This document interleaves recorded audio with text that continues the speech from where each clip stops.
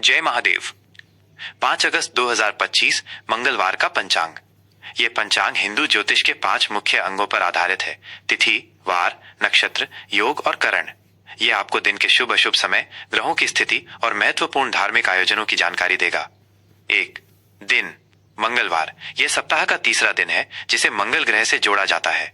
धार्मिक मान्यताओं के अनुसार यह दिन हनुमान जी और मां दुर्गा की पूजा के लिए विशेष रूप से शुभ होता है।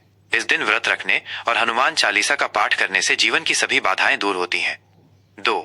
तिथि एकादशी। यह हिंदू चंद्रमास के हर पखवाड़े, शुक्ल पक्ष और कृष्ण पक्ष की 11वीं तिथि होती है। इस तिथि का सीधा संबंध भगवान विष्णु से है। एकादशी का व्रत रखने से जीवन में सुख, समृद्धि और मोक्ष की प्राप्ति होती है। श्रावण शुक्ल एकादशी। सावन महीने के शुक्ल पक्ष की इस एकादशी को पुत्रदा एकादशी भी कहा जाता है। इस दिन भगवान विष्णु की विशेष पूजा की जाती है और ये व्रत संतान सुख की कामना के लिए बहुत महत्वपूर्ण होता है। ये तिथि दोपहर 1:12 तक रहेगी। द्वादशी। एकादशी तिथि समाप्त होने के बाद द्वादशी तिथि शुरू हो जाएगी, जो अगले दिन दोपहर 1:45 तक रहेगी। 3. नक्षत्र ज्येष्ठा। यह 27 नक्षत्रों में से 18वां नक्षत्र है। इसका स्वामी बुध ग्रह है और यह वृश्चिक राशि में स्थित होता है। यह नक्षत्र सुबह 11:23 तक प्रभावी रहेगा। ज्योतिष के अनुसार इस नक्षत्र में जन्मी महिलाएं साहसी और बुद्धिमान होती हैं। मूल।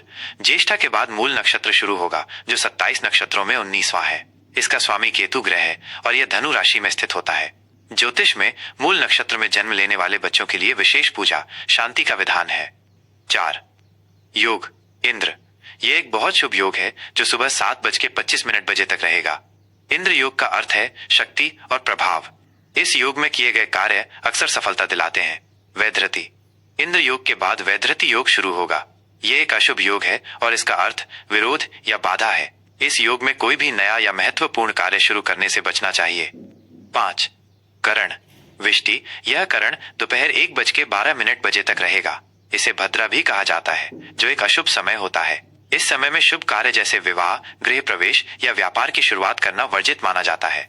बव। यह विष्टि के बाद शुरू होने वाला शुभ करण है, जो रात में 1:45 तक रहेगा।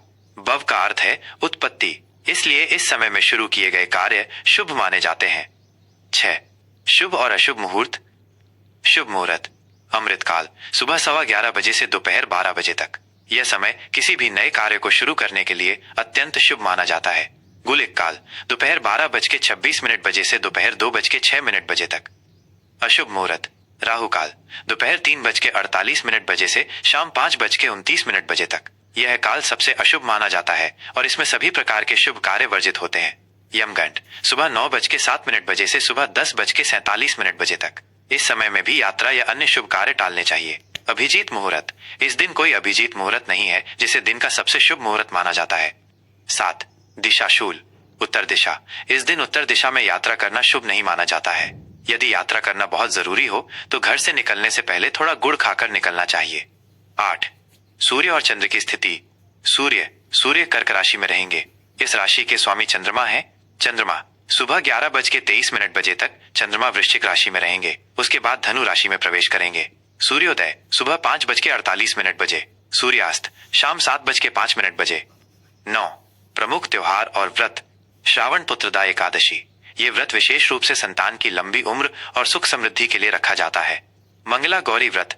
सावन महीने के हर मंगलवार को सौभाग्यवती महिलाएं अपने पति की लंबी उम्र और अखंड सौभाग्य की प्राप्ति के लिए मां पार्वती की पूजा करती हैं।